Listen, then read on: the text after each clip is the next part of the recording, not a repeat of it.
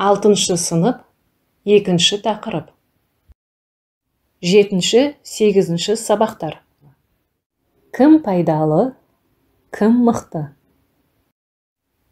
3 тапсырма. Әнуар Дүйсенбиев, Бәтіңке, Шұжық, Балқаймақ өлеңнен үзінді. Бәтіңке, Шұжық, Балқаймақ дүкенде тұрып ұрсысты. Бәтіңке шықты айғайлап. Айту керек дұрысты. Сен екеуің кімсіңдер? Мені айтыңдар, мүлік деп. Кім пайдалы, кім мықты? Кәне, екеуің жеңіл де, мойындаңдар шындықты. Таласты олар ұзақ түн. Кетті айтыс ұзап тым. Бір бітімге келмеді. Бәтеңке, Шұжық, Балқаймақ жатыр әлі айғайлап.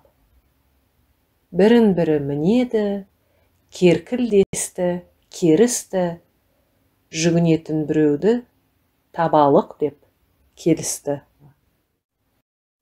Үшеуі кімнің пайдалы, мықты екенін білу үшін жолда кездескен ит, мысық, тышқаннан сұрады.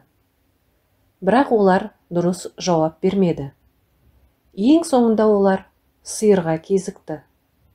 Сиыр оларға былай деп жауап берді. Мына менен әуелі шыққансыңдар өздерің. Шытынама, Балқаймақ, сені сүттен беріп ем.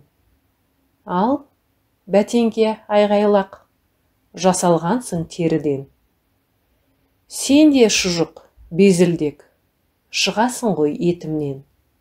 Енді өзім деп, екіленбе бетіңмен. Сөйте тұра өзімді, мақтамаймын, таспаймын. Әр қашанда сөзімді, бақташыдан бастаймын. Шалқытып ел табысын, жайлауда жүр малшылар. Қыс боранмен алысып, жаз жаңбырға малшынар. Айтсам егер шындықты, сол қадірлі, сол мықты. Көргің келсе бұларды, қазір бәрің ер маған. Олар асып қырларды, бірақ шықты фермадан.